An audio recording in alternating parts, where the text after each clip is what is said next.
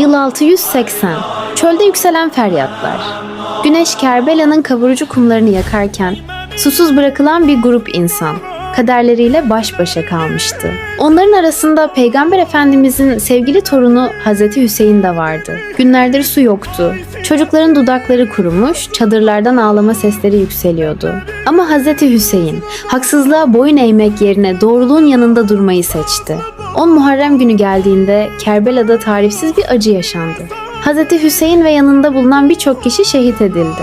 Geride ise sadece bir savaşın değil, yüzyıllardır dinmeyen bir hüzün hikayesi kaldı. Bugün bile milyonlarca insan Kerbela'yı hatırladığında gözleri dolar. Çünkü Kerbela sadece bir savaş değil, hak ile zulmün, sadakat ile ihanetin unutulmayan sembolüdür.